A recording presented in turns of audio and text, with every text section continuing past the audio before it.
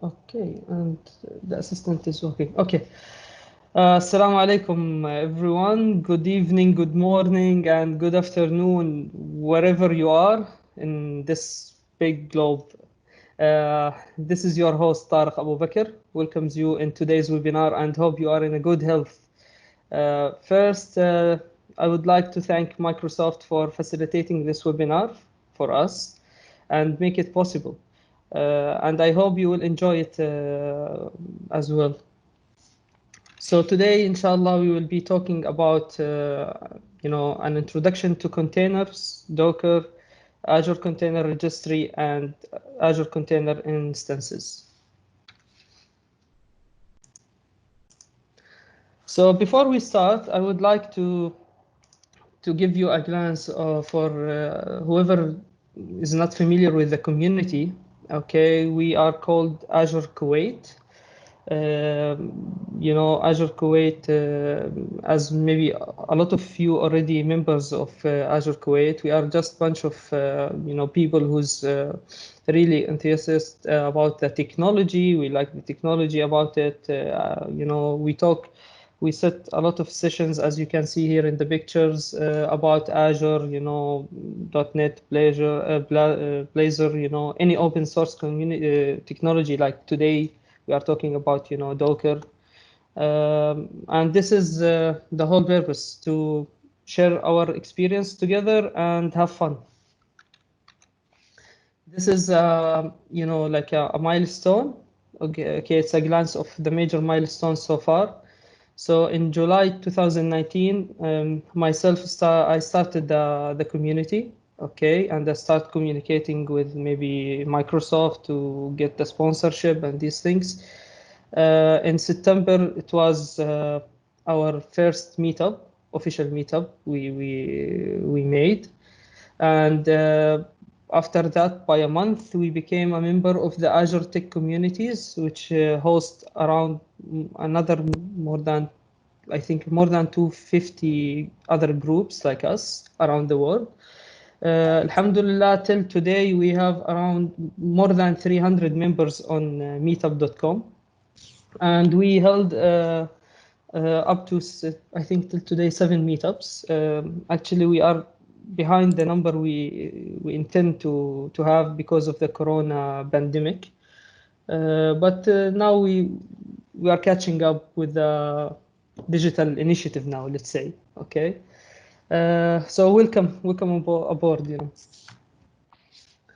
So this is about me, myself, I'm Tariq Abu Bakr. To whoever doesn't know me, I'm an IT enterprise architect at KF Kuwait Finance House. I have more than 10 years of experience. I am already an Azure Hero badges holder, community content and community badges I have from Microsoft. I am certified in TOGAF 9, Azure certified, DevOps certified, Agile certified, and I have also MCTS and MCP. For whoever wants to contact with me, this is my LinkedIn and Twitter handler. Helps me with the management as well, Amir Ismail. Amir Ismail is a senior also software engineer. I think maybe he left Kuwait oil company, but this is an old slide. He has more than 15 years of experience. He's also a very experienced professional who has a PCM certified, ITIL certified, Prince 2 as well. And this is his contact in LinkedIn. Okay, so let's talk about Docker and these things. Where we hear a lot about containers, Docker. So why all the buzz around them? And for sure, you didn't join us just because you are interested and you hear a lot about these terms. So what's the story behind all these technologies? So before we start with the technology and defining the term about the containers and Docker and these things, let's start off and I'll try to explain why the initiative, or let's say the technology, came into the picture. So let's see the demand which force the technology to evolve.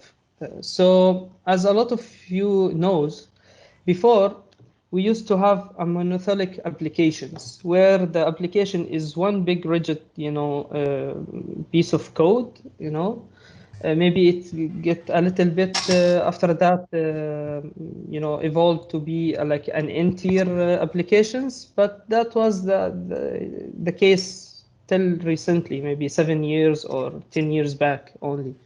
Then we became having the what you can see is the decoupled services or the microservices architecture. Uh, Also, before we used to have along the development cycles. Now we have a very fast and iterative short development cycles as well. Before we used to just maybe have one single environment where we deploy, and today we have multiple environments. Even the hardware have been changed dramatically. Cloud came to the picture. It's not anymore only your on-premise data center. Sometimes you have even a hybrid scenario where you have to deploy half of your services in the cloud and the other half maybe still reside in your data center.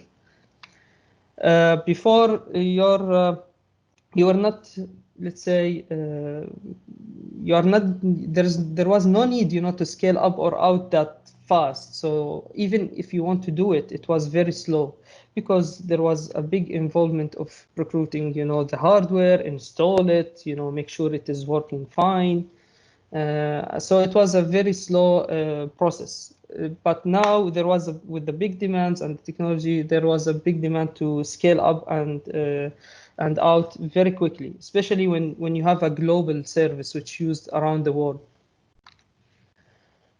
And as a result of that, now we have this challenge where we have many different technology stacks. When we have multiple languages now, a lot of programming languages came to the picture, frameworks, databases, and as well if you can see the targets where you deploy all of these solutions from a hardware and environment perspective. As I said, now you have the development, you have the SIT, you have the production. Even the production and DR, they have a different topology when it comes to the cloud and maybe on premises. This, brought to us what we call the matrix from hell. Sorry for the term, but this is the situation.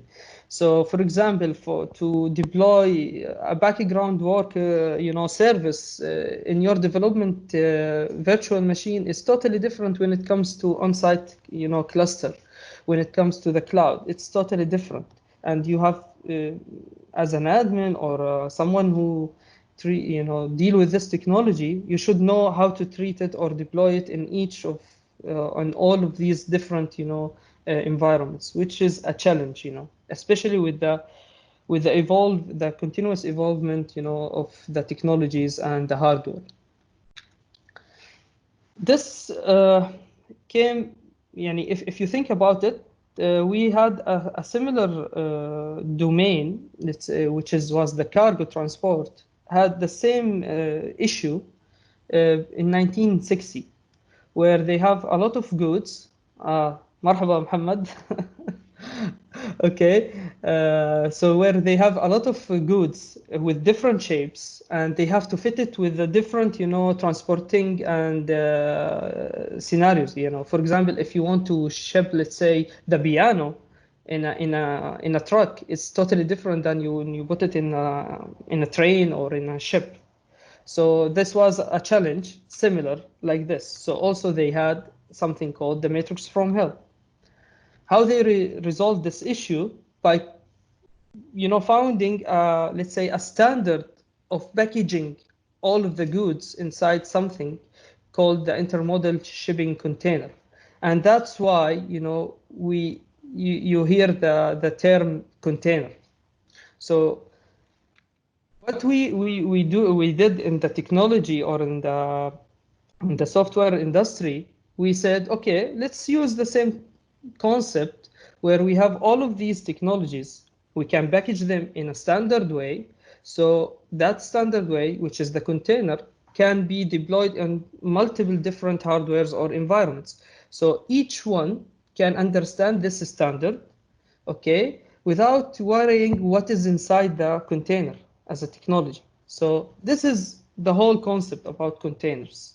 This is, you can say, how the term, maybe came into the picture. This is one of the reasons, yeah.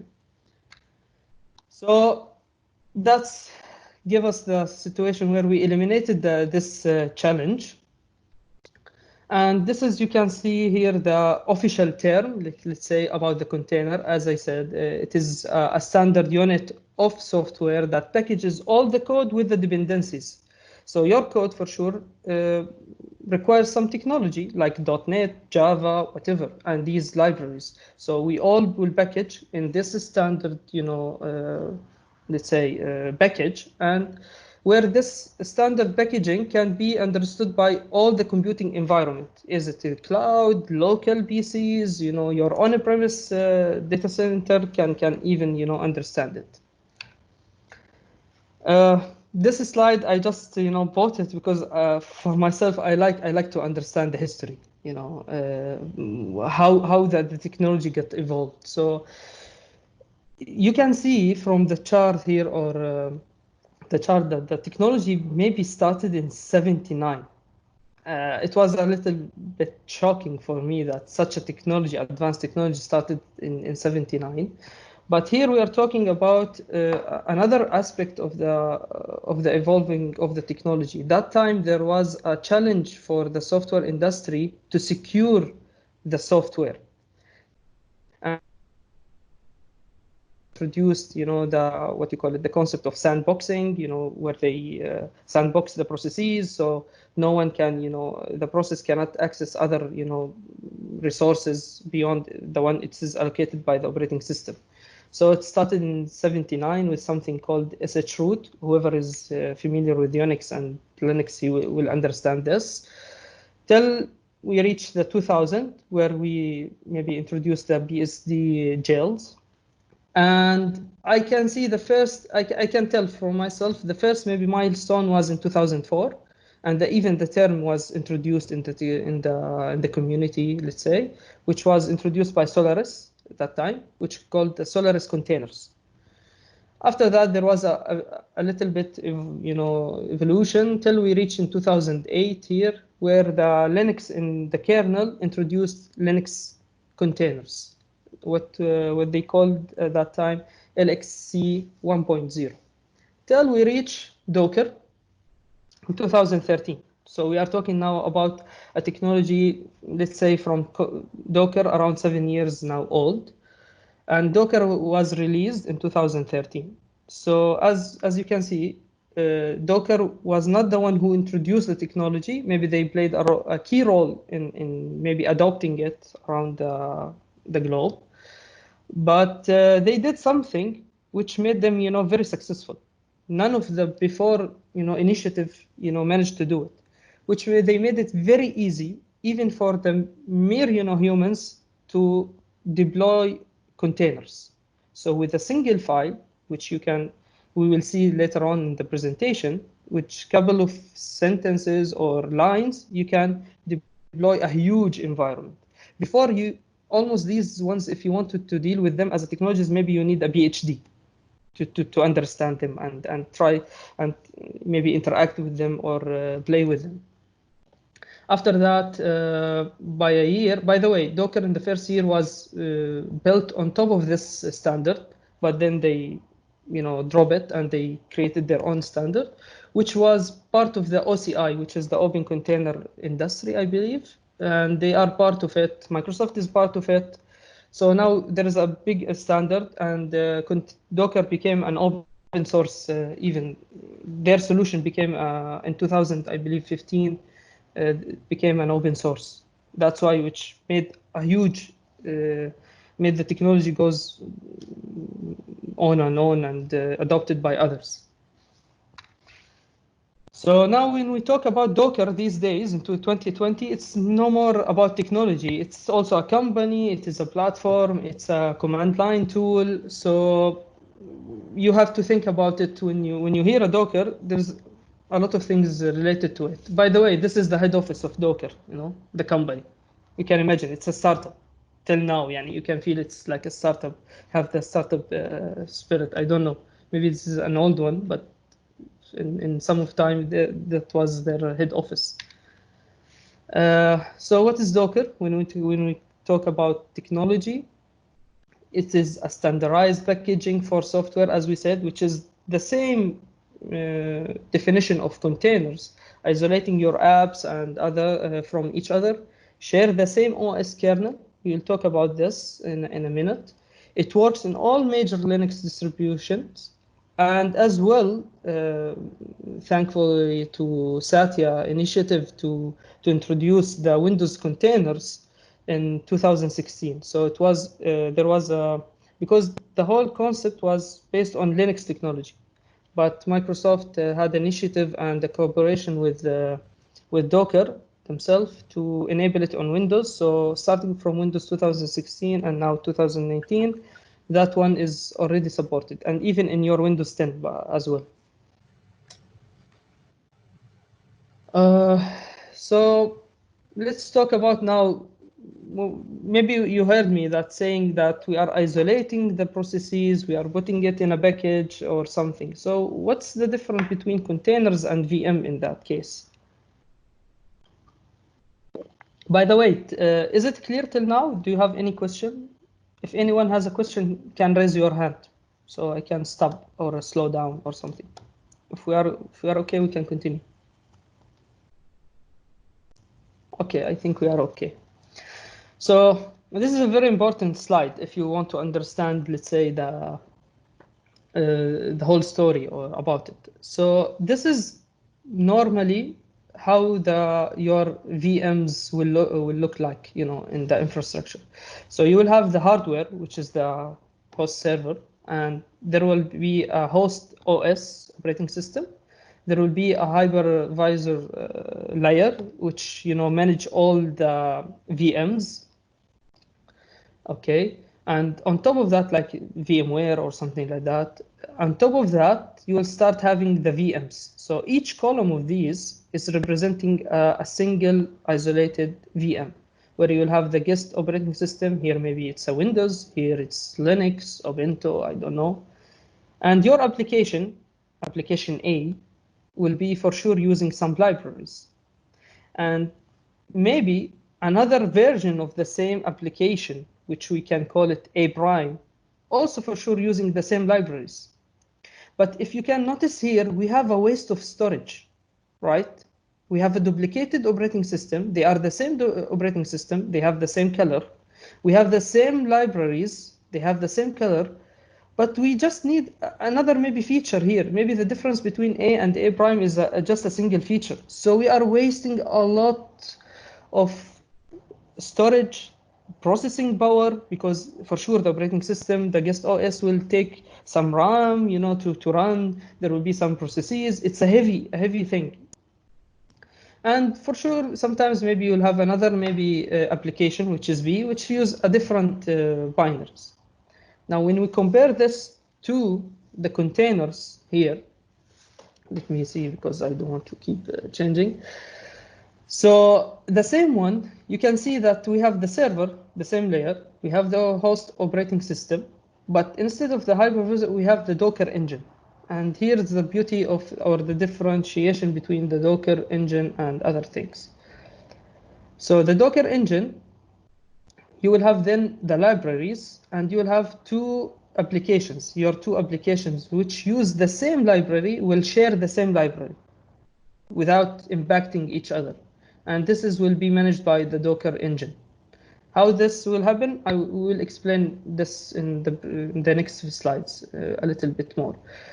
And as well, the other example here, application B, you will find it also hosted the same, also on top of the Docker engine, with the libraries and libraries here. But if you can notice, I just made another draw that application A prime, B prime, and B prime is there twice. That means because we saved a lot of the storage and the process power, I can host more application. So this is one of the things which you can understand immediately from this graph, that what's the benefit of containers. So here it's a quick comparison between the virtual machines and the containers. First of all, when it comes to the VMs run its own operating system, but the containers is just a user space. Okay, and we will see an example very shortly. So this will reduce, as I said previously, the space, the compute power you need to run your application. The boot time, imagine that you have to shut down the operating system and start it again, then start maybe the IIS or maybe a Tomcat, then host your application again. So this rebooting, it takes normally in the VM minutes, to reboot.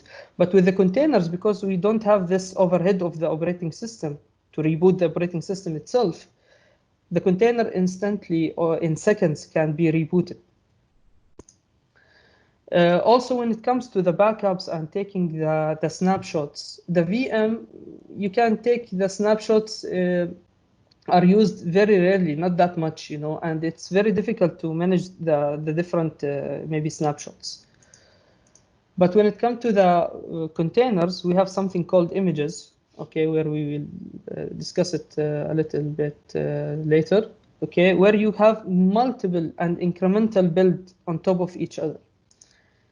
Also, this is one of the beauties, and I think this is one of the good things about containers. Now, when it comes to the VMs, if you have a snapshot or something, I don't believe that you can store it in a version control system.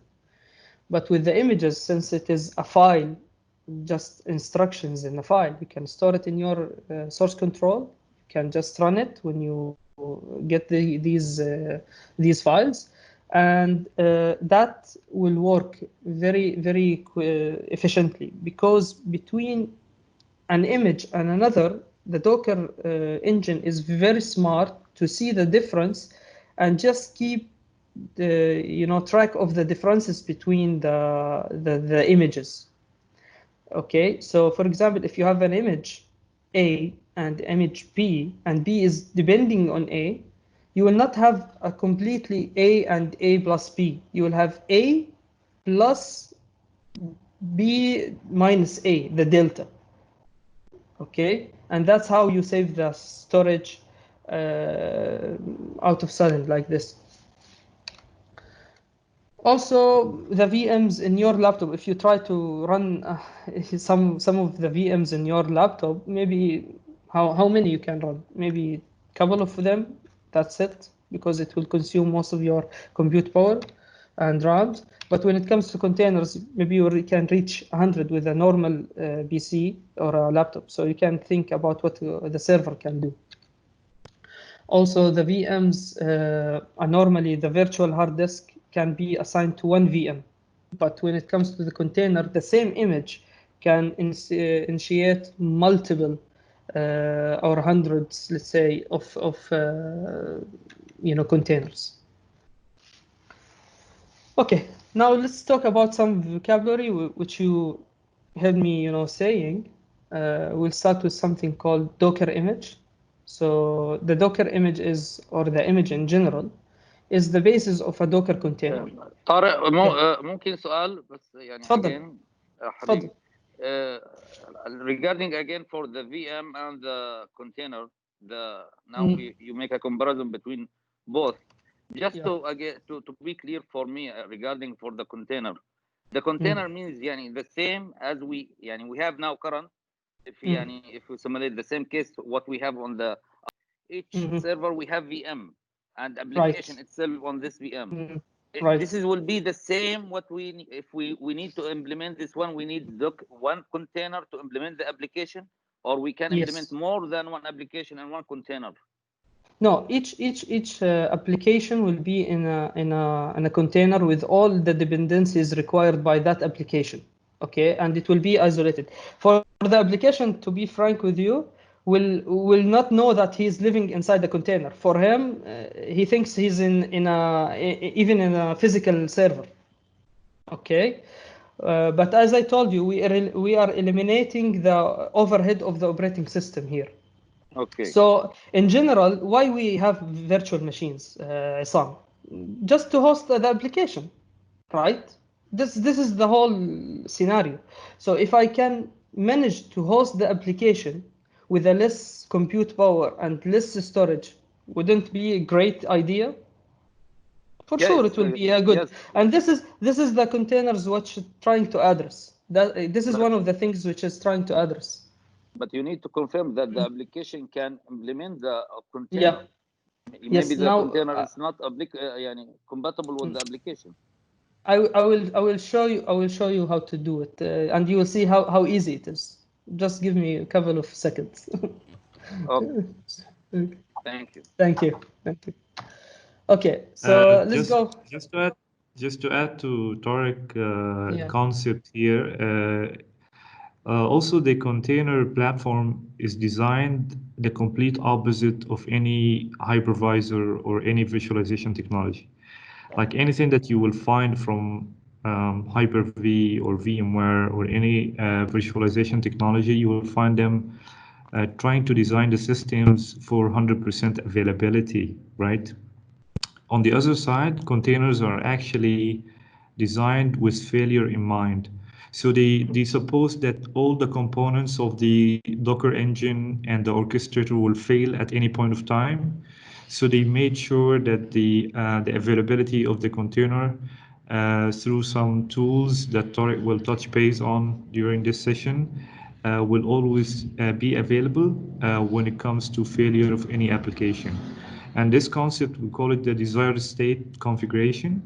That means if you schedule any of the containers to be running on one of the nodes, and this node goes down, the orchestrator will automatically schedule the same container in a matter of seconds into a different node. And this is really the beauty of the containers. Sorry to interrupt, Tariq. Go ahead. No, thank you. Anytime, Sharif. Your input for sure, it's valuable. Just to summarize or add to Sharif's point, he mentioned, maybe you heard him saying orchestrator. Actually, this presentation or this webinar will not touch the orchestration part, but I will mention it as well, because this is a very important thing, but it's a big topic. And if you hear one of the famous orchestrator, I think you hear Kubernetes a lot. So Kubernetes is an orchestrator for the containers. So normally you will find Kubernetes as a top layer. Beneath of that, you will find the Docker. So he's managing for you. You will just tell Kubernetes, I need, for example, let's say 5 instances of this application or application server. He will manage, using or utilizing the Docker engine. He will start sending the commands to Docker to initiate all these containers. And in any time at any time, if one of the containers get lost or maybe let's say failed, automatically he will reinitiate it. Maybe in even a different, let's say, hardware, in a different whatever. So that's the beauty. You don't have that overhead of worrying that something goes down, the hardware goes down, how to fail over to another node. So خلاص, everything is automated for you. Even the upgrading. When you tell him, for example, I have an application with version 1 and now I have version 2 to deploy, you will just single command.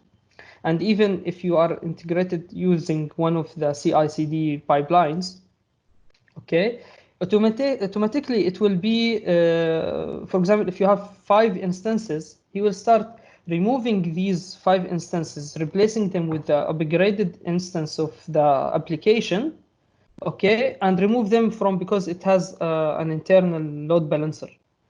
It will automatically remove it from the load balancer, update it, make it back to the load balancer, and so on, which we normally do these days, or maybe before we used to do it, no, manually.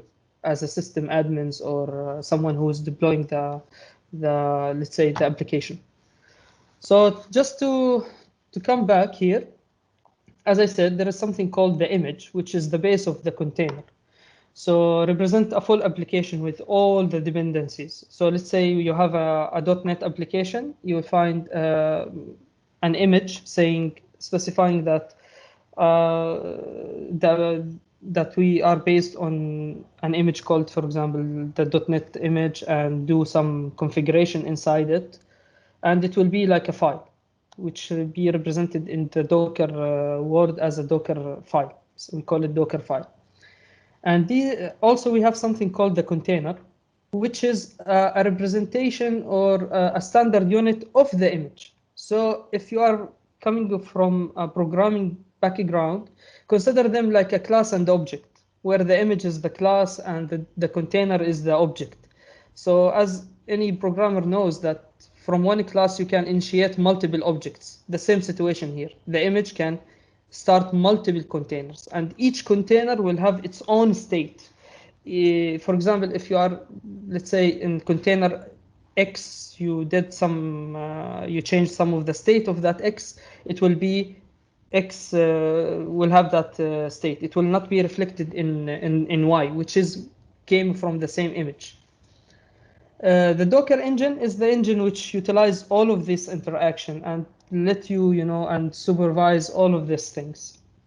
I will not say orchestrate because the orchestration term is a little bit higher, and there is other tools doing this. Your images, since you are producing a lot of images, you have to have a facility to store all of these images. Here we see the registry service.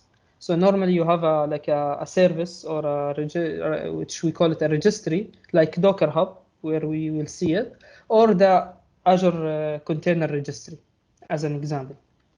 This is just to store and maybe version control your images. Before we start our first demo, I just want to give you a glance about the commands, how we interact with Docker. Okay. I just don't want to keep it, like a theoretical, session. I just want it to be practical. So normally, Docker it can, after you install it, you don't have like an interface to deal with it. You just start your terminal or your command line, whatever, PowerShell, whatever you like, and you start typing the commands. That's it. So all the commands start with a word called Docker. So anyone familiar with any CLI command line interface knows that all the commands start related to the same application will start with the name. Consider it like when you start call something Hey Siri or Hey Google or something. Okay. Sorry, I don't understand. Okay, well, the assistant at home started. So after that, you will start having, you'll specify the second level of the command, or let's say the first layer of the command. So if you want to deal with the images, as we said here, we have images, we have containers. So if you want to deal with the images, you will say Docker image. Then you will have a bunch of operation you can do on the image. So you can pull, you can push an image, you can list all the images you have in your machine. You can even remove. And whoever is familiar with the Linux world can see that most of these, short or abbreviation is coming from the Linux, because the technology was based on Linux, by the way. So we will not spend a lot of time here. We will see it in action. I just want to give you the idea. So now when we talk about the containers, the same concept comes to the structure of the command. It is Docker, container, what you can do in the container. You can run the container, you can stop it, you can start it again after stopping it, you can remove it, you can list all the running maybe containers. So let's start the first demo. Let me stop sharing and share again my screen here. So I will not explain how to install Docker. It is pretty easy, and you can go and check the internet. It's very, very easy, to install it. Once you install it, for example, in Windows here, I have Windows environment, you will have something called Docker desktop like here. You will double click and it will be started. When you started, it will show here. Let me share the, I think I have to share the other also screen just to let you know. Okay. Okay. So if you can notice here, I have the Docker logo. So that's how it looks. And when I hover over it, let me see if I can. Okay, I believe. Sharif, is it okay? It is showing probably. I'm not sure if it. I zoomed in, يعني. I'm not sure. I can see it from my side at all. Yes. Yeah, we can see. Yeah. We can see. Yeah. Okay, good. So this is how you know that Docker is running. It says that Docker is running. Okay. So if I right click, I have some of the things I can do, like a settings or something. Can you please just mute your mic because I can hear my echo? Okay. Now, thanks to the WSL, introduction in Windows, now you can even Windows Home Edition can host Docker. Before it was very difficult. It was very, very difficult. I will not say impossible to use it with the Home Edition. Okay. To whoever doesn't know what is the WSL, it is Windows Subsystem for Linux. And yes, Windows now is shipped with a Linux kernel side by side. Imagine Windows and Linux in the same operating system. Imagine. That's how Microsoft have been changed. So I just enable it to have. Sorry. Interesting days. الكورونا days. غيرنا. Yes. نو الكورونا غيرنا والله يا. No, the community changed you. Let me do it in the second one. You are either with the train or you are outside the train. So this is what changes. Yeah, exactly. So even the nice thing now with the Docker, Kubernetes is shipped. So we'll not spend time here. If you want to know how to set it up, as I said, you can check the internet. If you have any difficulty, buzz me at any time. I can help you. طيب, I will start when the terminal, Windows terminal. This is one of the finest maybe terminals. Okay, you can have multiple tabs here. You can have, see, I have Ubuntu. This is what I said. Now I have side by side Linux in my machine with Windows. Can you imagine? Yes. Can you increase the fonts, please? What do you want? Sorry. Fonts. Can you increase the fonts of the command line? Yeah. Okay. Is it enough like this? Yes, it's enough. Yeah. It's enough. Okay. So as I said, you can use your terminal, PowerShell. In this case, I use PowerShell Core, which is cross-platform. PowerShell now even can work on Linux. Imagine also. I'm telling you, it's a crazy days these days. So let's start with I will start with this first demo. Okay, we said we want to see all the images. Let's say we want to see all the images inside the machine. So I will say Docker. I will say, now, if you don't know any command, there is something nice. You can say Docker -- help at any level, and it will tell you, it will give you a help where you can read about the things. So it will tell you what's the option, what is the command is used for, blah, blah, blah.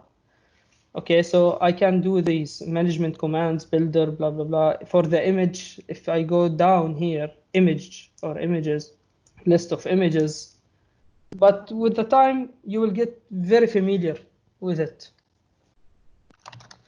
Okay, so Docker, I will say image. What I can do with the image? Also, -- help. You can understand.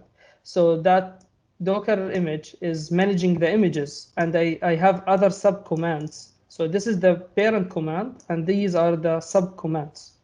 I can build an image. I see the history of the image, import, inspect, and so on. So if I want to see the list of images, you can see here. So what do you think I have to type? I will say Docker image ls. These are the repository. I have now, because of the font, it is not, it's get mixed, yani, but it's fine. It says you have this repository, and this is the tag, and this is the image ID. We'll talk about the image ID, and it have been created 7 days ago. By the way, this is the creation date of the author, not you, when you install it in your machine. And this is the size. So I will just show you, if someone is familiar with Nginx. Nginx is a web server, a complete web server, one of the famous web servers.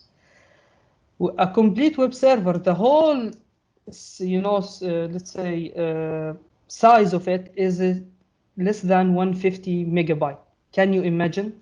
If you want to install Nginx on a virtual machine, how much you will need? The virtual machine, the operating system itself will take maybe more than 50, yani you will reach more than 20 GB, definitely. Even if the Nginx, if it is so small. So this is one of the things which is very, very, very nice about it. So I have all of these in your case, when you install it for the first time, Docker, you will not find anything in your repository, okay? So the second thing I will say, I want to pull something. From where we are pulling, let me see you, one of the famous repositories, in the, we can go here and open Docker Hub. Okay. As Scott Hanselman says, you can Google by Bing. Okay, so this is my, you can create a free account on Docker Hub. This is the official repository to store all the images from Docker. You can consider it like GitHub, okay, but for containers and images. So I have, this is my personal repository or space. Normally, everything you put here, it's public, unless you purchase a private repository. I think you can have one free private repository only, not more than this. So I have some of the images here. You can see them. The nice thing, you can go to explore and see all the images. So Ubuntu, Oracle Database Enterprise Edition as a container, Redis, Node.js, whatever. You can go to official images here and see the official images, which is coming from the producer of the technology themselves. So you can see here official image as well. Let's see. I believe there is something. I want to show this for some of the people who will be interested. Oracle WebLogic guys. Hello. Okay. They will know themselves. You can take these images and do some customization on top of them and put them on the repository. Like this guy, Ismail. I don't know what is. Ismaili Va 90. It seems he took the official one and did some modification. Let's go to, for example, on this one.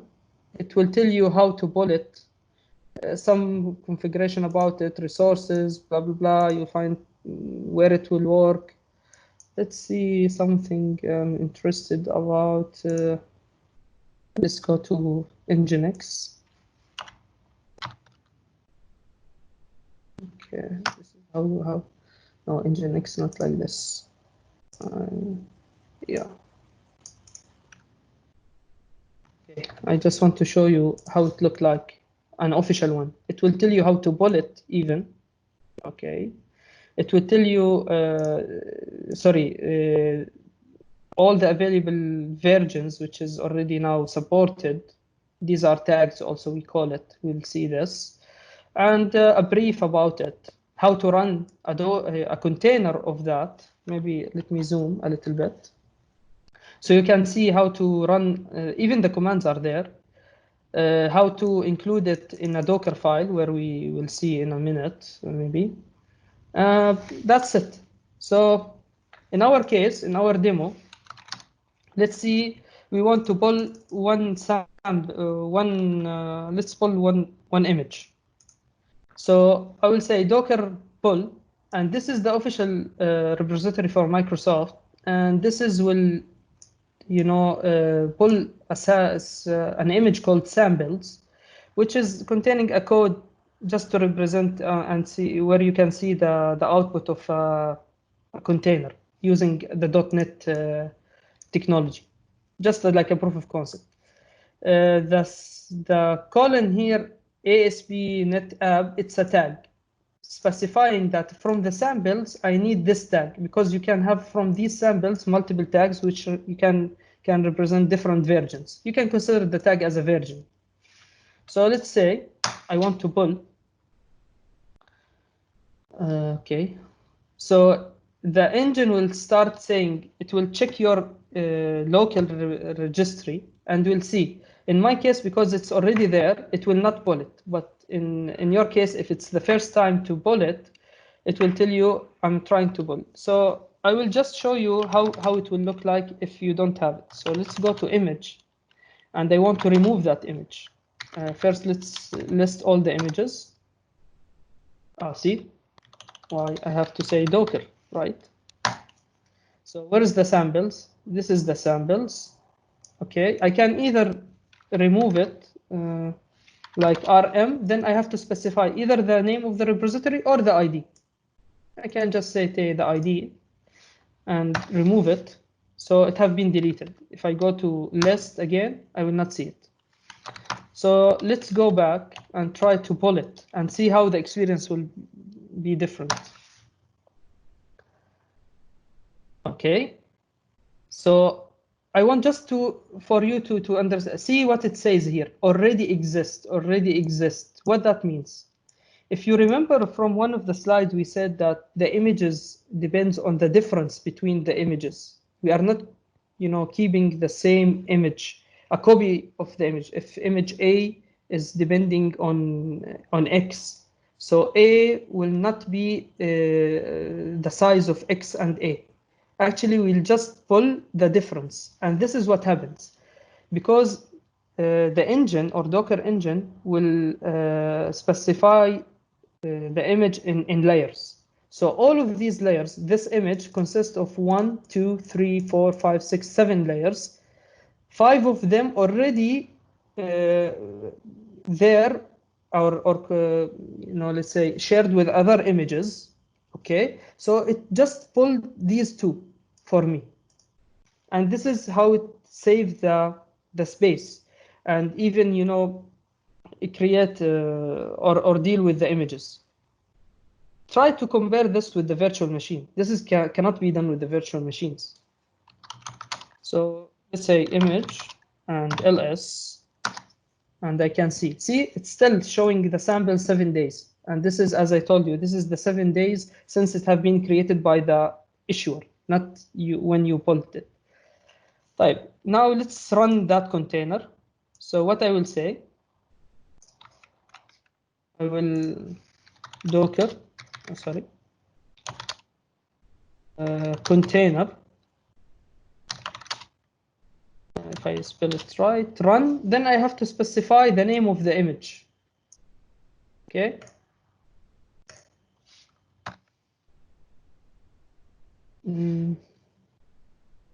Okay, it is different. I was not expecting that. Oh, wait a second. This is not the one I want. Okay, I pulled a different one, by the way, it seems. Wait a second. Okay, sorry. Okay, so as I said, this is a web application where it will host. And you can see now, we can see the live log of the container itself. Like if it is, because I know this container and I read the documentation about it, I know it is a web application. So if I start, let's go back and start. So it is hosted. I will expect it to say local host, maybe, but it doesn't work, I believe. Right? It doesn't work. Any idea? Okay. Let's stop it. Forced to stop it. And how to stop it? Now I will tell you what was the problem. I will say stop. And if you notice, or let's see what the names of the, we have one container, and this is the ID. I can say container remove RM.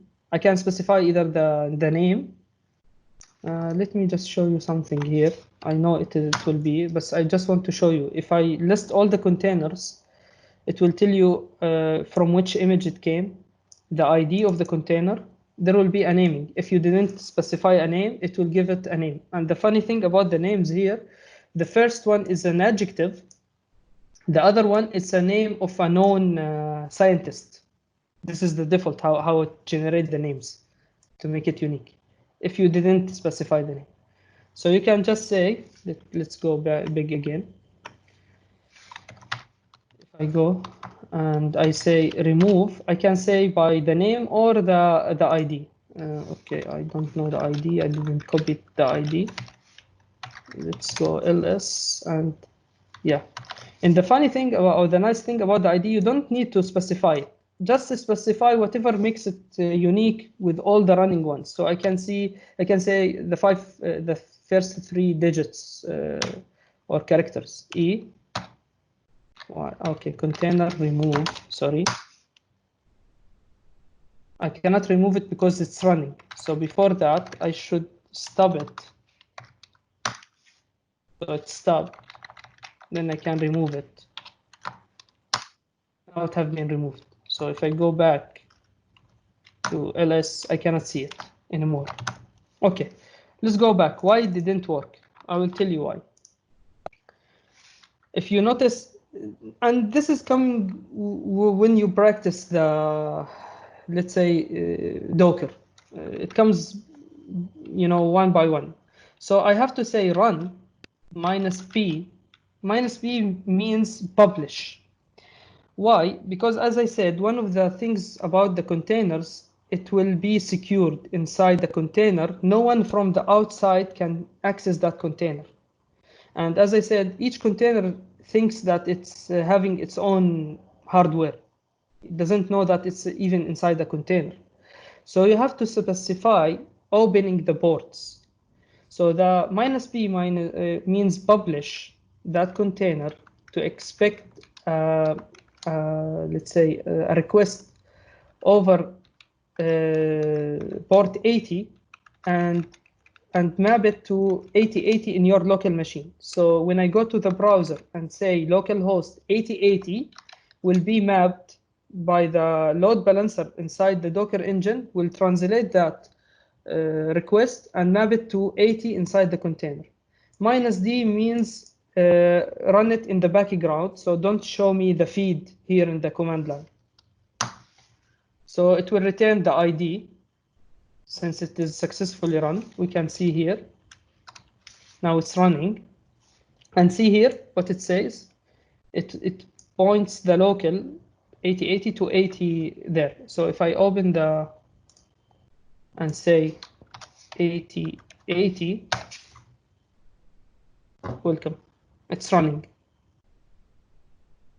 See how it sees the memory and these things, which is, I don't think it's related. It sees there's 8 CPUs. Okay, this is I think the number of cores in my laptop.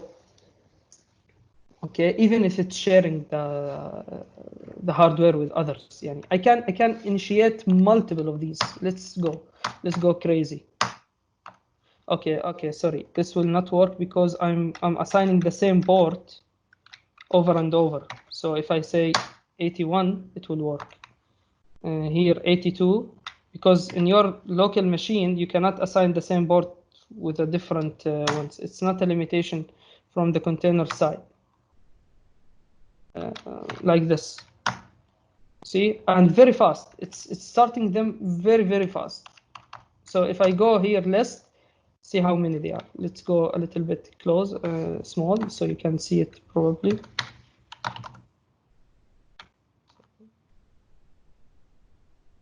CLS. See, all of these are running. Okay.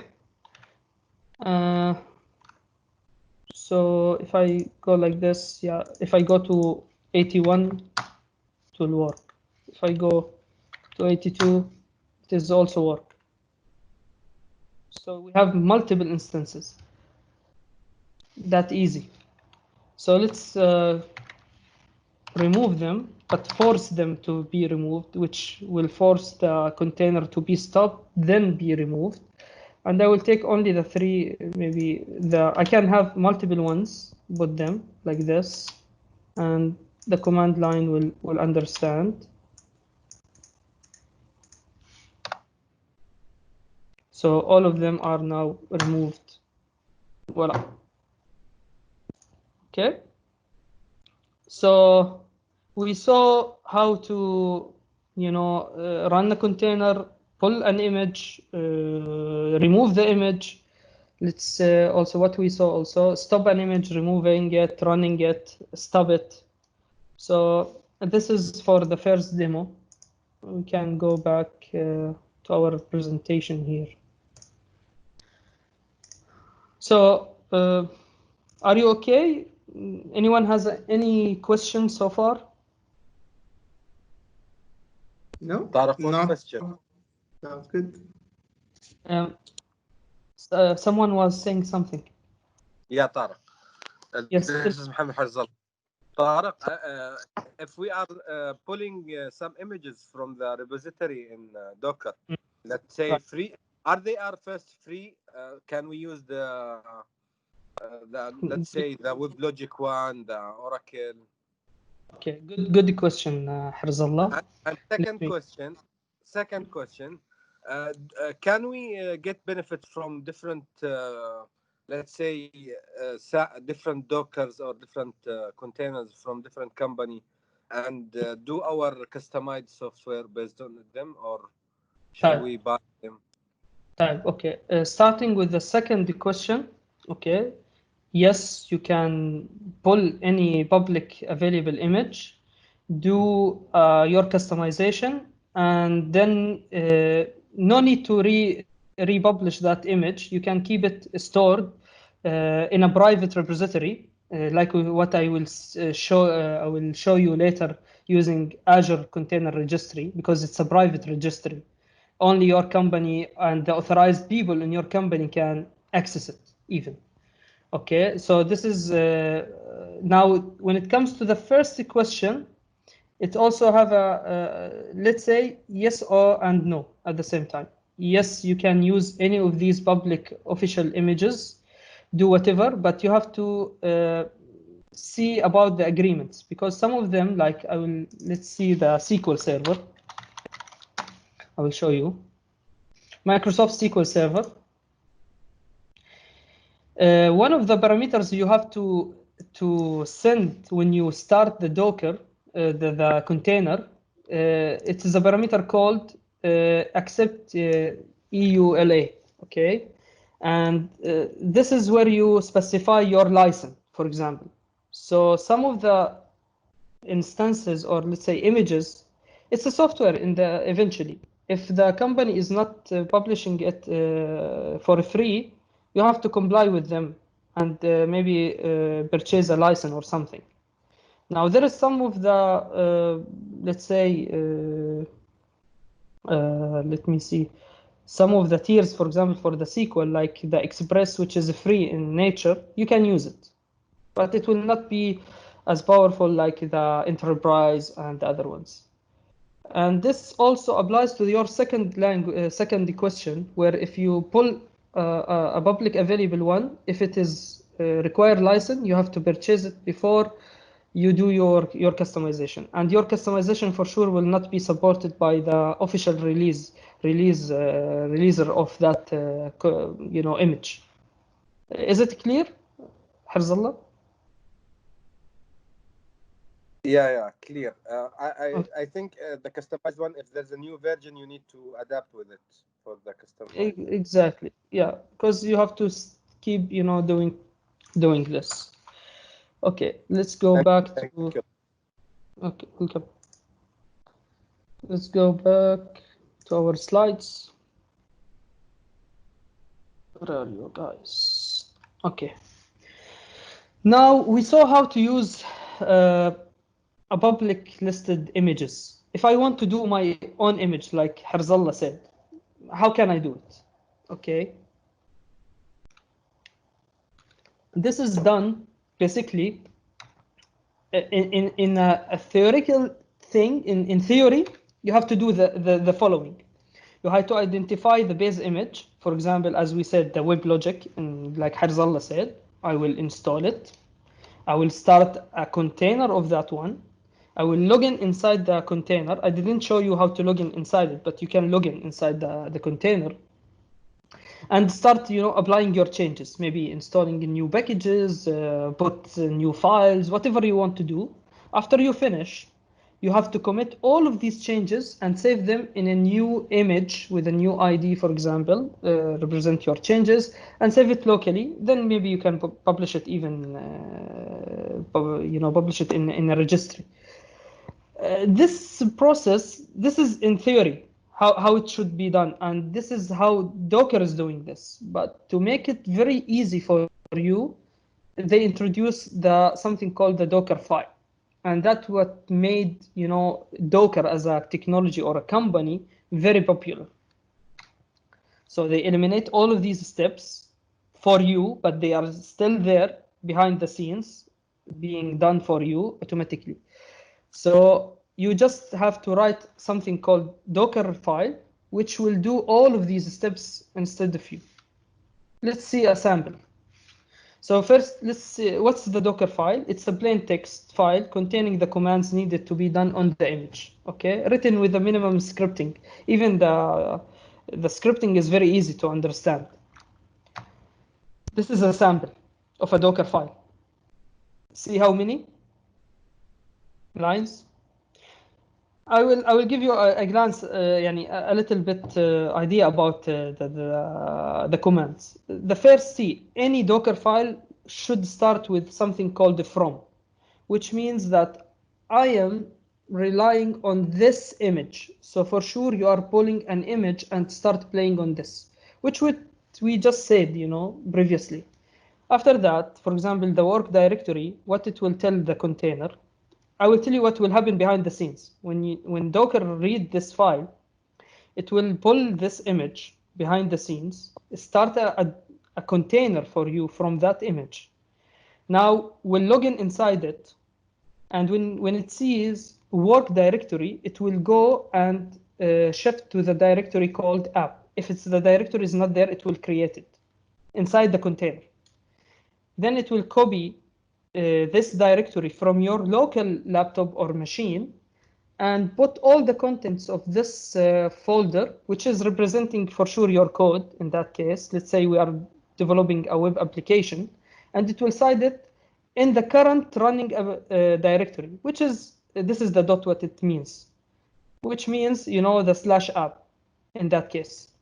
After that, you are telling, the Docker file, please run this command. This is very specific to the .NET because we are, using the .NET. So you are just saying here, Docker, if anyone, familiar with .NET, it's just saying build my code with the release configuration and put it on this folder, REL. If it's not there, it will create it to you. Next, it is the expose, which means, as I said, the containers by nature is isolated. No one can access it, okay? And it cannot access other containers. So you are saying that this container is allowed to expose only port 80, like you are opening a firewall, because you can imagine it's behind the firewall and you are opening the firewall. See, يعني if you start, comparing the technology with the current one we are utilizing, you can think about the container. It's the whole infrastructure inside the container. Even a firewall is there. Everything is there. Then you said change the directory to this directory. Sorry, to the REL, which is the release, and the entry point means this is the entry point when someone run the container. This is the first command which will be run, which will run the application in that case. This is very specific and for the .NET. Yeah. In Java, maybe different command should be, I don't know, JDK, JDE. I don't know. I'm not that familiar with Java, for example. To understand these, you can go back to Docker site and you can learn about it, learn a lot about this commands. Even in the end of the session, I can recommend one of the best, let's say, Udemy courses I took. It's really, really amazing. It can teach you from scratch how to deal with this technology.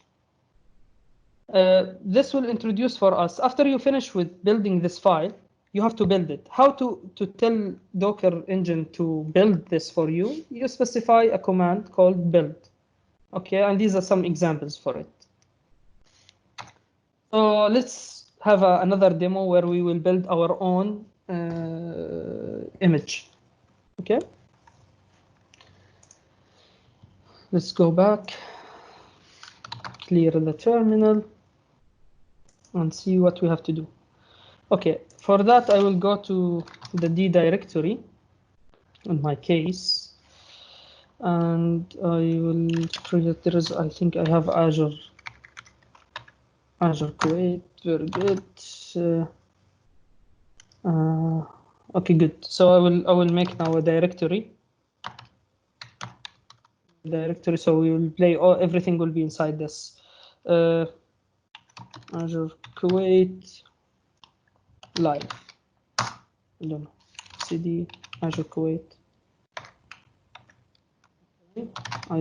Sorry, I like to keep cleaning my terminal.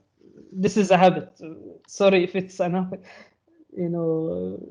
You're not happy with it. Okay, so I have a sample I already did, and I publish it on my GitHub.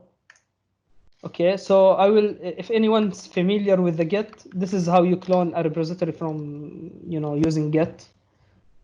And now I'm cloning. Okay, we are done. I will go inside the code because it will be inside mslearn and source. The source code is inside it. So just to give you an idea how it is, this is the code. If I open it, I will open it with Visual Studio. Very easy. I will show you the code in a second. Let it just load. It's loading in the other monitor. Okay. Very quickly. Okay. Very good. So for all the developers, you will be. So this is the code, normal code. Actually, the code is where we just mimicking. Let me just try to zoom. We just have 3 projects. Actually, the code, what it's trying to do, it's mimicking like a hotel reservation, and it has like an API where I will return a JSON object representing or inquiring a registration. That's it. That's the code, what it will do. As simple as this. So let's go here and keep this down. And I will go back to the terminal. It's clear. Now I will make a file called Docker file. Okay, let me just because I'm not sure about the command to. So this is a normal command where it will make an empty file. Okay, if you notice here, it created the Docker file, which is the size is 0, so it is empty. And I will say code, I will open it with the Visual Studio Code.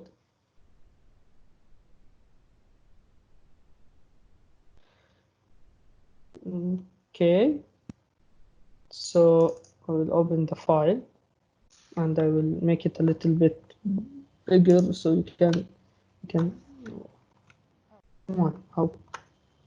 Why it doesn't work? Anyway, we can even see it in the Visual Studio. Let's see it in the Visual Studio. Because I think we have, where is the Docker file?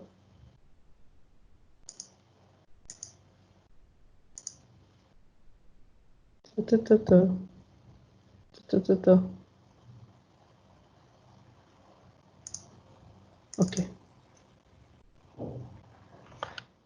I just want to make it, I don't know why the code is not doing good for me. I will copy the, what you call it, the Docker file commands. Don't be afraid. I know it's much bigger than the one I showed you, but it's easy. And the reason I made it like this, this is a technique, if you read later more about the Docker file, called multi-stage building an image. Because when I noticed, when I did the sample one, because I have to build you know, the code with an SDK. Normally the SDK, it is a very huge image because it has a lot of tools to build the code. But when it comes to the runtime, like this one, it is very, very minimal, and it run only, it is very small one. And that one, when I did the original one with the SDK, the size was around more than 1 GB.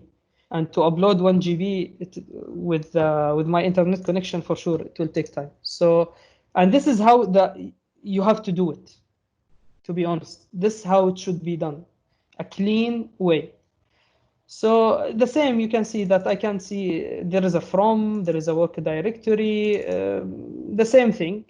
So I'm not doing anything special. Maybe you can see another from, which means another container, and we will remove this after we build the code, and we will take it, the code which have been built in this step, and put it here, the published one, which doesn't have, you know, the unnecessarily, let's say, artifacts. Okay, so as simple as this. So I will save it. I will go back to the here, and I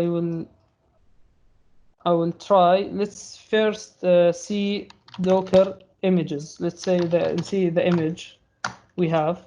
We don't have. These are the images we have. Let's build the image. So this is the command. I say docker image, build the image. -t means give it a tag or a name. So I will call my image reservation system. And the dot means use the Docker file, because this is the default name of the Docker file, in the current directory. Because if you can see here, if I go and say ls, I have the Docker file in the directory itself, in this directory. Okay, let's go back, show the images, and build. Sorry, we will build and see now what will happen. If you notice, it goes steps. These steps represent the Docker file steps from then the work directory. So behind the scenes, as we said, it will pull the image. Actually, it will find it here because I have it already downloaded, which is, I think, this one. Yeah, the SDK, no, this one. And it will start, you know, a container and do the job for us. Now it is just running. Now it's in this step, which is run.net restore, and it's restoring this project for us. This takes a little bit time. This is a .NET thing. Okay, and my machine is not that powerful. It will take maybe 30 minutes. So, sorry, 30 seconds. In the meanwhile, anyone has a question till it finish?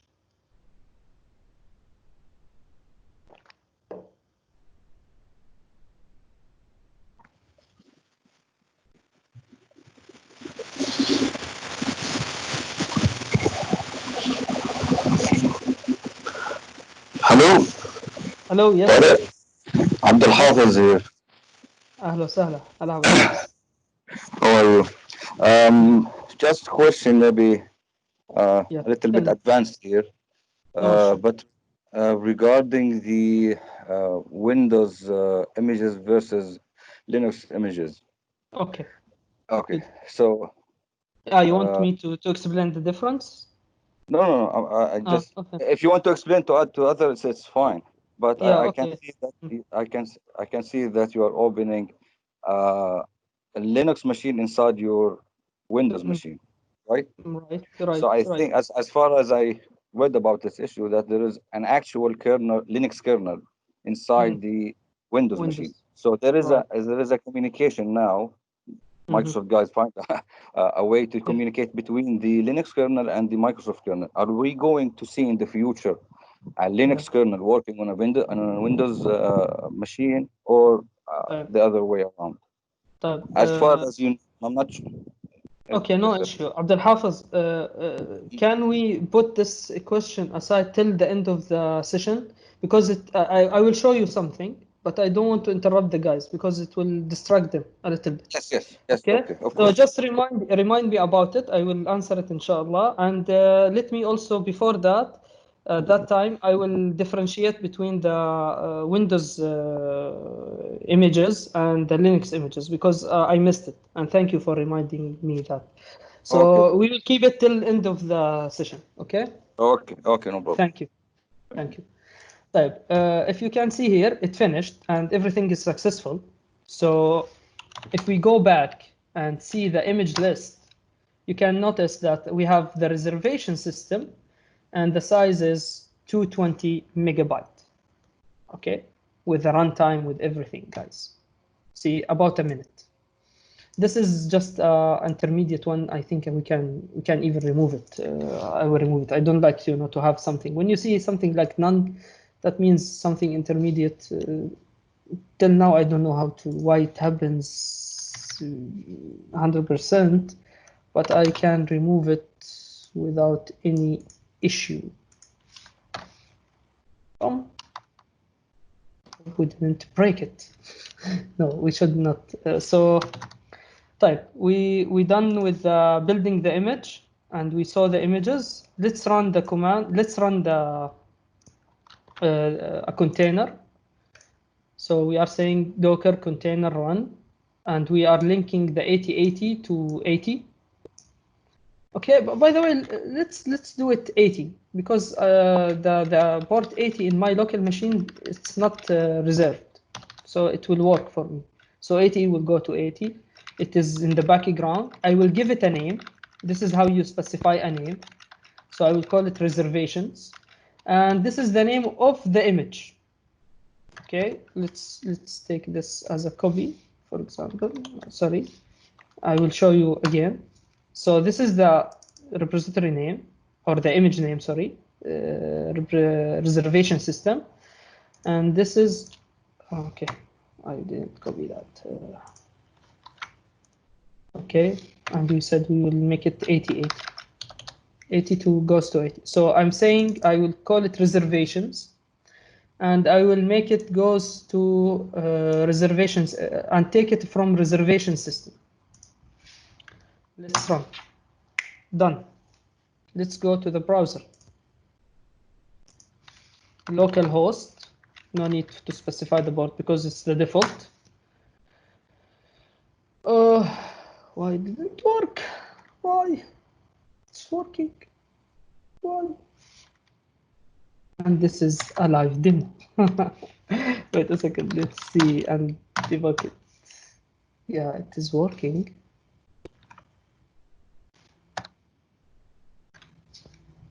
Okay, let me maybe because it's something cached.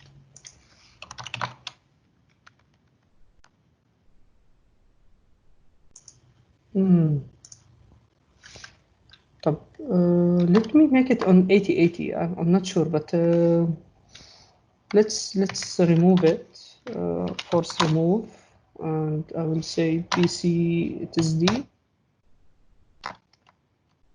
No, I don't think are we having any issue here? Okay.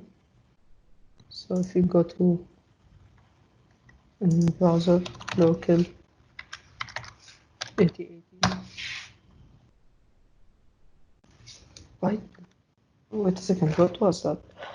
Oh, maybe I made some mistake by removing that. Okay, let's do building again. I will build. Okay, let's build again. So the build now should be faster because most of these things have been done, and the engine will see if there is any change, it will introduce a change. I think, yeah, I should not remove that intermediate one. It seems I broke it. Let's see.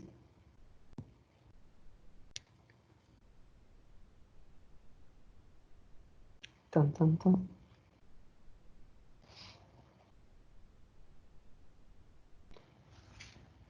طيب, let's take a quick feedback. How do you think it is so far, guys? Mustafa, you have a question? You can remove the mute and speak.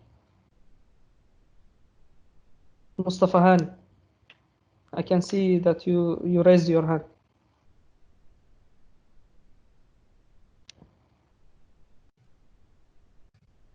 Okay, it seems by mistake. Yes. Hi, Tariq. Yes, Mustafa. Tell me. Thank you for the great presentation. Actually, I missed a small part at the beginning of this presentation due to my internet connection. Oh, But shit. as first time we are, according to me,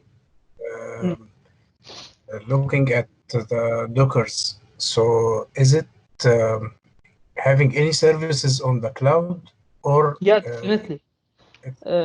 Most of all the cloud is based on this technology. If you hear the term cloud native applications, it should be based on this technology.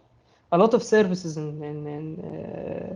يعني provided by Azure, even AWS, is based on this technology. Yeah. When we reach to that, I will explain it. But tell me, yes. Okay, it's still coming. Okay, perfect. Yeah, So yeah, I it's will still coming. maybe Yeah. clarify in the presentation. Okay, Perfect. if it clarified your question at that time, it will be fine. If it's not, you can speak up. No issue. Just I will ask you to lower your hand, so I will understand that I address your issue. Let's go back and welcome. Let's go back and run a container. Let's see Docker container ls. We have I want to remove it. 73D. Okay. And let's go like this. Oh, it was working. I know why it didn't work. My bad. I will tell you. I will tell you why. So just a second. Okay. Even now it will not work. I know now why. Wait a second. Because the code itself, it doesn't expect it requests or expecting the request to come on this path. You know, this is something bad because I was in hurry of. Yeah, it's working. Thanks God. So just let us remove the image again. I just want to make sure that okay, image remove. Okay, let's see. We have this. I don't like it. Let's remove it. Remove this one. Okay, done. It is not there. If I go back, it is working. If I go blah blah blah, yeah, it's working. So it's a JSON file coming. So I think I'm not fooling anyone. Okay, good. So I think let's stop now. If you go back Docker container. By the way, there are some shortcuts. Yani, some people you will find them say instead of Docker container run, they say Docker run. There is some shortcuts, but to be frank with you, I don't recommend this. I like to keep it neat. Yani, when you see the command, you can understand what it's doing. Okay, but it's up to you. It will work. Okay, both ways it will work. Yeah, I will just say, and if I go like this, stop, and wait a second, for container ls, because I don't know the ID. By the way, we can do it by the name. So let's clear this and say Docker, and we say stop instead of Docker container, which is, I believe it's the proper way, and say reservation. It will work. Okay, so just if someone will see a different syntax, don't be afraid. This is okay. Remove, and so it is done. Okay, we are okay. Let's go back to the presentation, and this is where we will touch the cloud. So as Mustafa asked, what such a technology did in the cloud, how it helped. As you can see, all of the things I was playing here in my local machine. I was not doing anything in a server, or even, let's say, in the cloud, in any environment.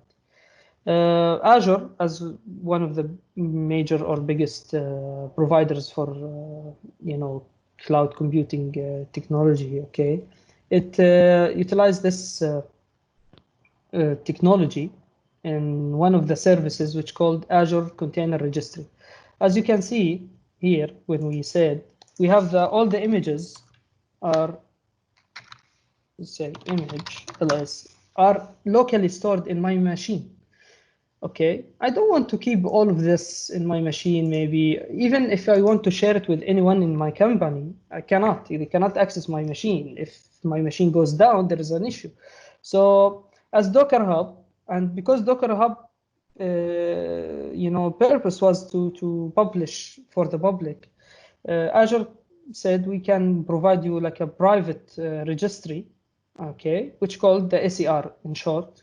So it is a managed private Docker registry. See, if you can see, it's a private, and it's based on an open source Docker registry. So there is a standard published by Docker themselves called the registry standard, and this is the version 2 of it. Okay, as well, there is another service called Azure Container Instances, where actually from its name, you can see that the registry is hosting your images, and the instances is hosting your containers once you run it. This is a great solution for if you have a solution where you just need maybe an isolated container. It's just doing a couple of, let's say, of job, maybe just run on demand, something like that, and it will be cleared. But if you are talking about, let's say, a complicated scenario where you want services to talk to each other and keep always running, and the high availability is there or already, and disaster recovery, blah, blah, blah, all of this, you should consider the AKS, which is Azure Kubernetes Services. And inshallah, there will be a separate talk for that, because the Kubernetes is a big topic, and it goes on the category of orchestration, which maybe Sharif touch based a little bit about it. But we will keep it for another maybe session, inshallah. So how we can publish, or let's say upload our images to what we call it, to ACR, okay, the Azure Container Registry. Before that, we have to tag them with a different name representing our repository there, because when you create a repository there, it will be with a specific naming. You will have your own name, I think acr.io. So that's why we need this command from Docker to retag the image, like here. Azure, I think it is Azure CR. We will see in a minute. Okay, another demo. Let's go. What we will do, today is sponsored by the command line. Okay, allow me to remove this a little bit because I will log in to my Azure connection, or sorry, environment, and I don't want you to see some of the sensitive data when I log in. Okay, and here, yeah, before. So we will log into this one. Okay, the password is. I trust you guys, but because I will publish it on internet in this session, I don't trust the internet. As simple as this. Okay, I'm logged in. Okay, so if you are familiar with another command line which called the Azure command line, all the Azure command, anything you can do with Azure. I have Azure here. Okay. Okay, this is the portal. What? Okay, keep signed.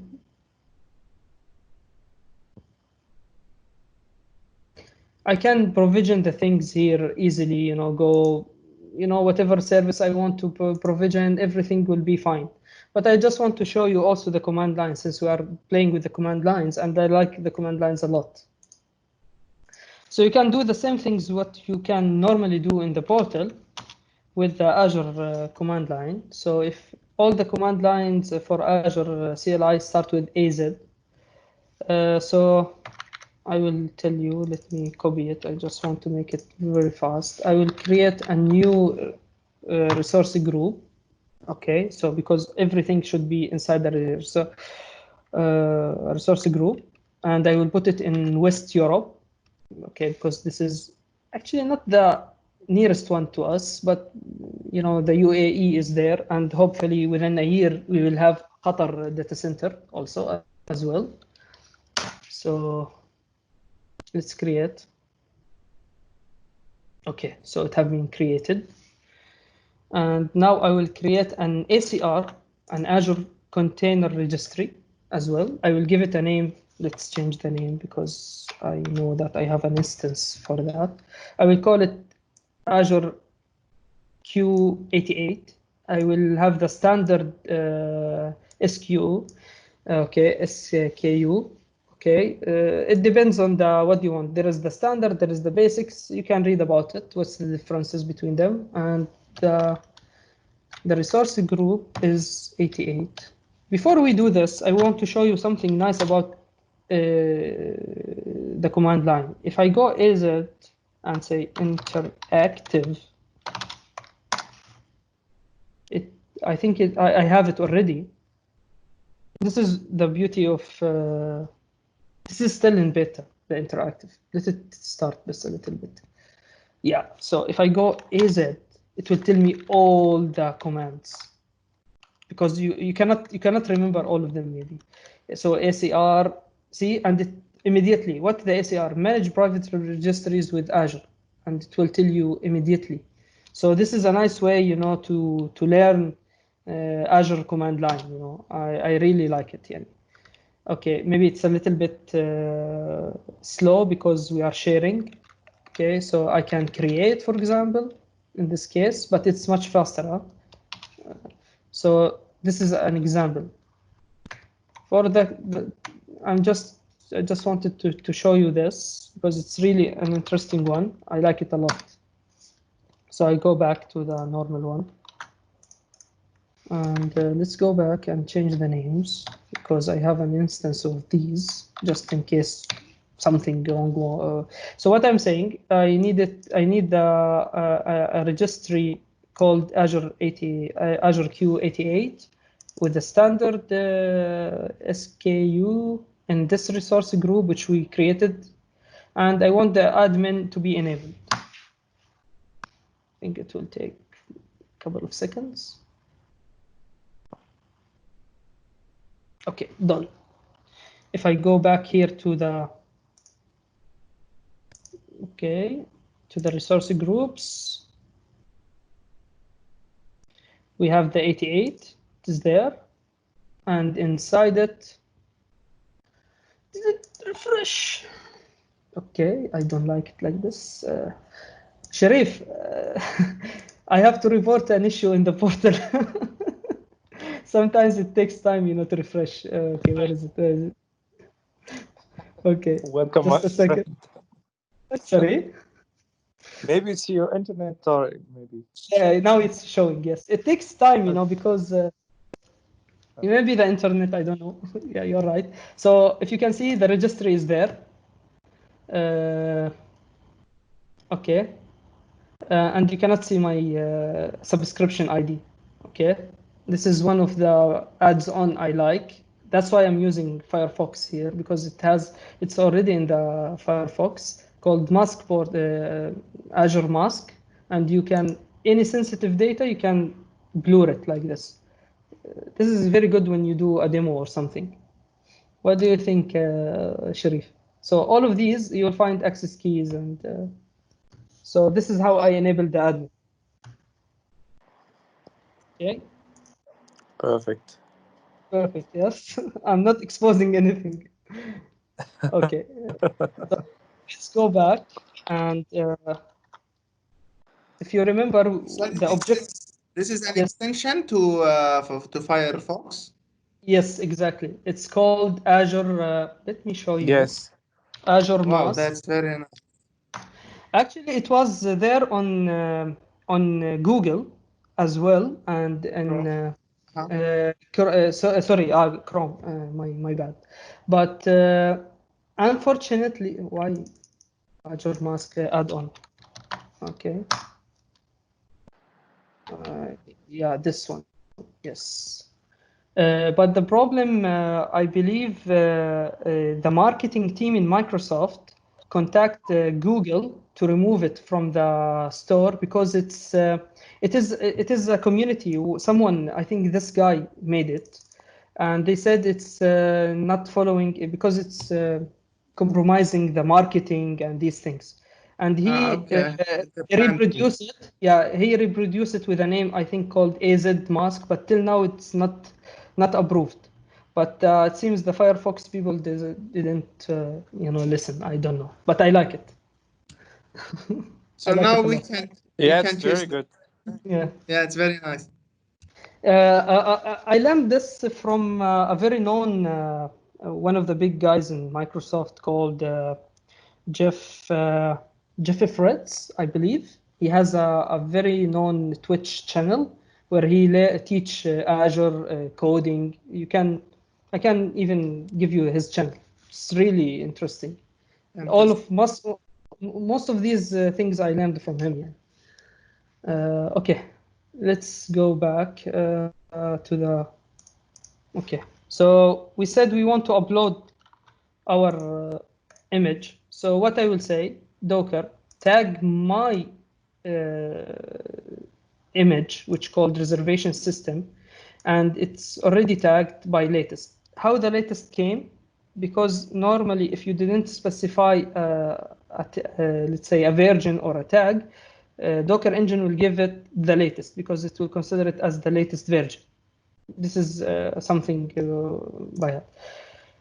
Now, I know that this is my host. If you want to see how I got this information, it should be from the login server. If you copy it, it will be there. And this is the name. I will give it this name. I can even give it a different name, but it's a known thing that whatever you call it locally, you will call it there in the registry. And we'll say we tagged. Now see this thing, and I will ask a question and see if someone can answer me. Can you notice this? This is the one we created recently, and this is the reservation, which is maybe 10 minutes we created. Both of them, they have the same ID, the same creation time, the same size. Can anyone tell me why? If you know the answer or you want to give it a shot, just raise your hand. I just want to see. Because one is located in your machine and one is located on the Azure. No, but good to try. Any idea? So sorry, Tariq, can you repeat the question again? I did not get it. The question, since I have two images with two different names, as you can see here, why both of them, they have the same ID and the same even creation date and size? Isn't that weird?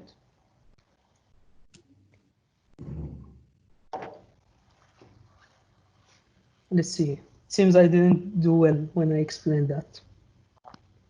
Okay. خلاص, I will answer. Okay, let No, me I think answer. because you did not make any changes. Good. This is part of the see, as we said, the Docker engine keeps the differences between the images. What we did eventually, we didn't create a new image. We just tag it with a different name, or we created a new one with a different name, but it's by heart it is the same. So that's why it's exactly the same. It's the same. So if we go deep dive and check how many these two are the same. So if I remove this one will be removed with it. So this is how they reduce this, let's say, this storage, the compute power, the whole concept we explained in the beginning of the session. Clear? Okay. Yeah, makes sense. Yes. Okay. Yeah. Let's continue because we are running out of time. Yeah, I was going to remind you, Tariq, that Yes. we're We are running. almost there. Yeah. Okay, great. Let's now I have to log into the Azure. How I log in? Where is the login server? I will take it from here. No, sorry. Where is it? I will go to the login server. Okay. And I will say login. And I will take the username from here. So what's the point, Tariq? You're showing your secrets. I will go to the password.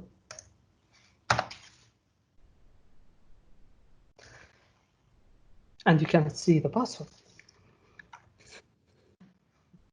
Okay, so we are logged in now to the registry. We can continue. And we will push the image.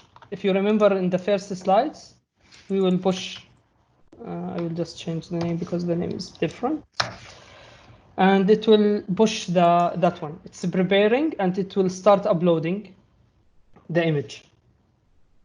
Good internet. That's why I made it very small one, because I don't want to push around 1 GB with the current internet we have. By the way, in any case, and I forgot to mention that, if I dropped the call, that means because of my internet get disconnected. So don't go away if we didn't finish. Okay. Go.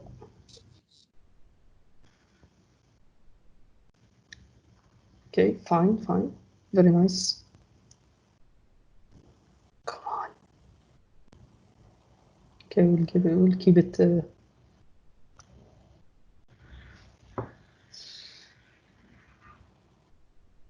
Why the connection is going down?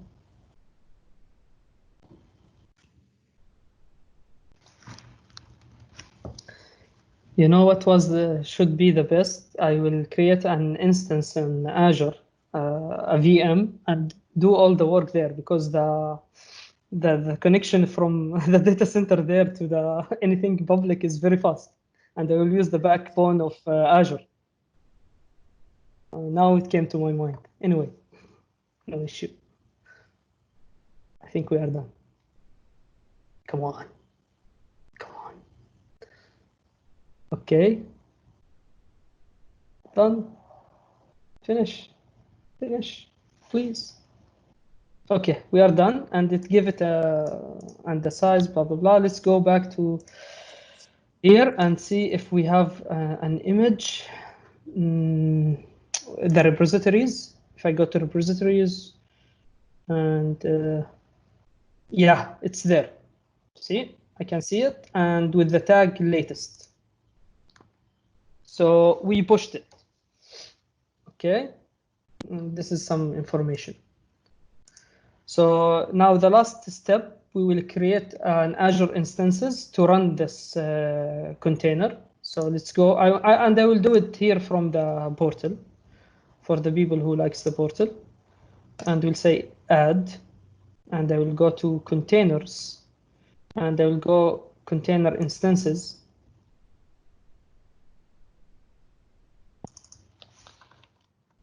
I will give it a name. Okay, hotel instances. I will put it on the same place, West Europe. And I will say I need the image to come from Azure Container Registry. Let's make it bigger a little bit. Or you can even pull from Docker Hub, by the way. But let's say, because we want to use our image, okay, I have two registries. This is the one I just created with you guys. And they have an image. If you have multiple images, it will show. And the tags. Tags is like, you can consider it as versions. And it will be hosted in, let's say, as a Linux container. I will give it a DNS because I want to access it from outside. So I will give it this name. It should be unique. Okay. And to the advanced, I will make the restart policy always. As Sharif mentioned, the container's nature is designed to keep failing, you know. So I want to restart it every time it fails. And I think we are done. See, validation is done. Create 1, 2, 3. It should be done in a second, because this is the beauty of provisioning a container. See how it should be very fast compared to even a virtual machine. And even if you compare provisioning a virtual machine in cloud, in Azure, and compare it to what you call it, a container, the container is much faster. See, we are done. Okay, I will just click this one. I will go here. And what was the, I have to say API reservation something. Okay. It is done. Yeah, this is just the JSON in a nice way because of Firefox. This is how in Chrome will work or other browsers. So we are done. So we published this one on a cloud. Okay. Let's go back.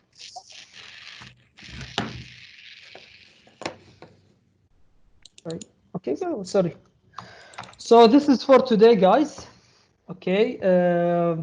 Thank you for your attendance. You can follow us on Twitter, on Instagram. These are the handles. Okay, for that. Please, yes, تفضل. One question, Tariq. We are coming to the Q&A. Let me just finish. Just a second. Please scan this QR code. There will be a survey about today's session. Your feedback is very important to us. Actually, this session came after we conduct a survey. So this is how we prove that we listen to you guys. And there is a big demand to have such ones. So give us your feedback, and for sure we'll arrange something according to your needs. These are the resources. I will share all of these slides as well, inshallah. And thank you. Now let's open the Q&A. I will just stop sharing. Okay. Let's just first of all, let's raise your hands and we'll start picking up.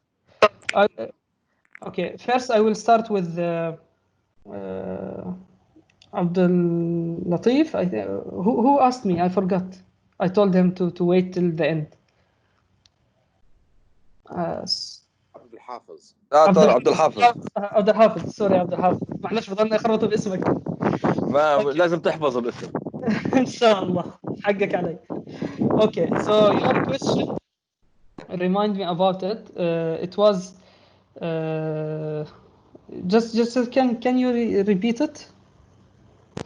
Okay, that is about Windows containers versus Linux containers. I think Okay. Sharif could elaborate more. Can we reach to the point that we can run a Windows container in a Linux machine and vice versa? Let me just, I will try to answer you. Then I will keep it to Sharif if he wants to add anything else. See, what I did. My machine, as I said, I have something called the WSL, which is Windows Subsystem of Linux. So if I say WSL here and say minus L minus V, I believe, see, these are what I'm running. I have a Ubuntu already, which is the WSL. Actually, it is a kernel, the kernel of Linux purely, and they have restructured the whole thing with version 2. So you almost have the native experience of Linux kernel till it reached to the I/O level, which means the input and output. At that level, what happens? The kernel of Linux is handing over the the I/O message or command to the Windows to do that. So there is no any virtualization, you can say, level in the way we think about. It's not like a Hyper-V or a VMware, image or something. Let's say Docker. What they did, since the WSL was introduced, they said you can run that using this architecture, the WSL. That's what happens.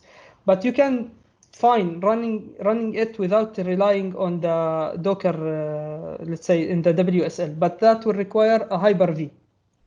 Okay, because if you have, then you will have the Hyper-V, and if you are running here, I didn't show this. You have two modes of the Docker. Called one is the Linux containers. In that case, the Hyper-V will create a small virtual machines called Moby, which will host all your environment. And if it's Windows, it will be a native to the binaries of Windows. But as you know, if you build an image based on a Linux containers, you cannot run it in Windows, in a Docker engine running as a Windows container engine, and vice versa. I hope this solve or answer your question. And if Sharif wants to add anything, be my guest. Thank you very much, Tariq. This is absolutely correct. Initially, Abdul Hafiz, just back to your question, when customers are actually developing applications that runs on Windows only, we used to recommend them a service called a Service Fabric, and this is part of the Azure portfolio that we have on the cloud, where you can deploy containers based on Windows images. But recently, our product team have released the Azure Kubernetes service to support Windows images now. It's in a preview where you can have one orchestrator to manage the Windows and Linux images at the same time in the same network. Like think of it like it's a Windows image, but the inside of it, like it's a Linux image, but inside of it, it's a Windows running application that runs like .NET Framework or any of the famous Windows workloads. This is new. I posted the article in the chat. You can refer to this article. It's very, very interesting, guys. That's it. Yeah. Okay. Can I add something, guys? Yeah, sure, Abdul Hafid. Okay. Thank you both for your answer. Basically, I have a little bit knowledge about what you've mentioned, but I'm saying in the future, can we reach in any point of time, I can run just from, let's say, Redis and deploying directly on Windows. Can we reach it or not? And it will, and you mean that it will work even if I run it natively? on Yes. a Windows? I'm not Exactly. sure.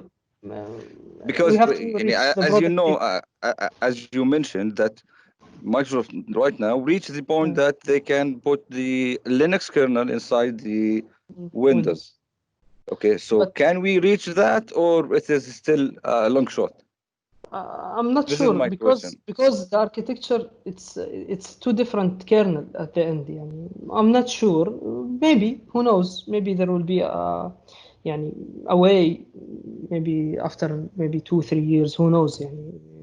Before maybe 5 years, this was like a dream. You know, to have Windows and Linux talking to each other like this. Yeah, it was something I will tell you crazy if you are thinking about it. But here we are. Yeah. Okay, just to finish, let's Abdurrahman, you can lower your hand and open your mic, please. Yes, Tariq, how are you? Alhamdulillah, tamam. Tariq, I want Tell to me. ask one question. Last steps when you were pushing the registry that you created, you did it through the prompt, through the command prompt. Can we do that through the portal? I don't think so, because you will rely on a Docker command, which called Docker push, image push, which I think you cannot do it through you know, the portal or something like this. By the way, you will find some initiatives where some people is trying to create like a Windows client for all to manipulate with the Docker. So you will find you know, like a representation. Instead of saying Docker container ls and see all the containers, it will be showing in a window.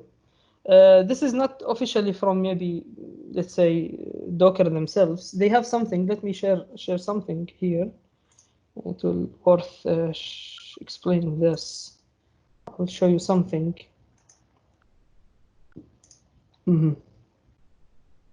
Let's see.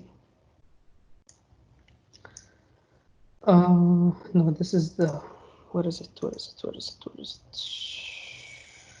Dashboard, yes. So now it comes, there is something called dashboard, even comes with Docker. And see, I think it will show me general, I remember it shows the resources. Yeah, there is some initiatives, but even to Docker themselves, they said we don't you know, recommend to use like a Windows a graphical interface. The official one, yeah, these are the containers we created, by the way. Let's run something to make sure. Let's say Docker container ls. Okay, -a. It shows you even the containers which is already not running. Yani it is there as stopped or exited. So we have something called Awesome Carson, Objective Blackwell, and another two. So these are here. I can rerun them. This is officially from, but even Docker themselves, they don't recommend, because this interfaces doesn't have all the capabilities, first of all. And believe me, when you are familiar with the, what you call it, with the command line, you will not touch this, believe me. And not to mention, this is not how the actual world will work. Yani when you work with containers or Docker, you will not do what we did. You will go to the orchestration level, which is a total different story.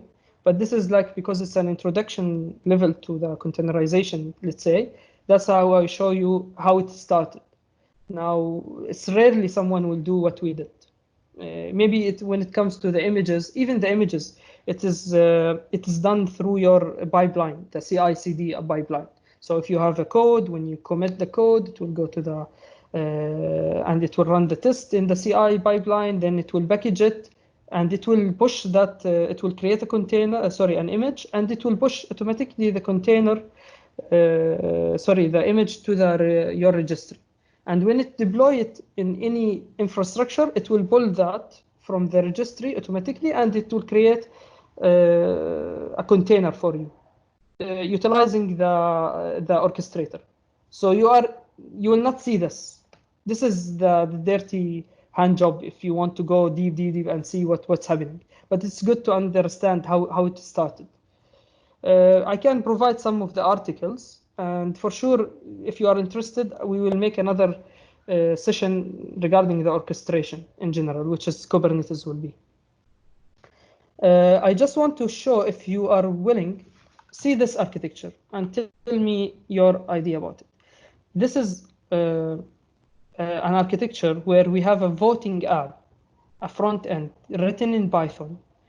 The Redis will take these all the voting as a, let's say, we call it in a queuing mechanism, pass it to a .NET worker, okay, and the worker will push it to Postgres SQL database, which if you go to the back end, the admin side, there is an admin interface written in Node.js, will read from the Postgres. See how many different technologies.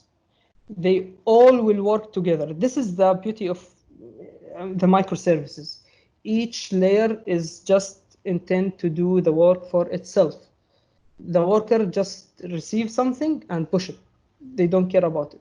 Different technologies. If you have 5 different teams working on each of these services, some people know Python, they will work here. The people work on Node.js. If you are interested, I can run it now and show it to you how it will work. Okay, but I will use something.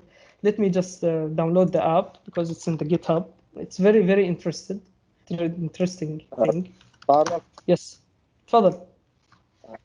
if you're willing to give another session for the microservices and container, Yeah, sure. I would be Yeah, appreciative. sure. As I said, put it in the when you do the survey. There is also if your your يعني let's say the thing you need to learn about is not there in the one of the options. There is a generic question. Last thing, you can put whatever you want. Just put the name of the thing you are interested in. If we have a lot of people asking for the same thing, for sure, my pleasure to do it. Okay, let's see. This will work. Very nice. I think we have to go to the example. Okay, I will just run it as a compose because the composing is for the services. This is something I didn't touch base on it, but I just want to see to show you. I think it will take time because it's pulling Alpine. Alpine is very, very small one, but it's really, really nice thing. It will show you how different technologies at the same machine. Imagine if we want to do this architecture in the same server. Maybe the Node.js will not work maybe with the Python. There will be some, I don't know, contradiction. It will be very fatty, server. The configuration is, if we want to replicate the server, it is a nightmare. Just think about the hassle you are dealing with when you, especially when you have different technologies and different stacks, guys. And you can replace anything, Postgres. I don't want Postgres. I will remove this, image and start maybe using SQL. Fine. None of these are impacted because each one of them is relying on in a known or a standard API. خلاص, I'm expecting to receive the request in a certain way. So I will make sure that that one, the new SQL, taking that one. This is the beauty of microservices. Okay, let's finish. Anyone have anything to add or ask? Be my guest. Sorry, we are putting you after the 9. I promised we'll finish at 9, but so anyone has any question? No, thank you. I don't know if anybody have a question. Okay. Tarek, but about the survey, where is it? I will show it to you now. Let me go back here. Yeah, please put it on the screen again, Tarek. Yeah, you can now scan the QR.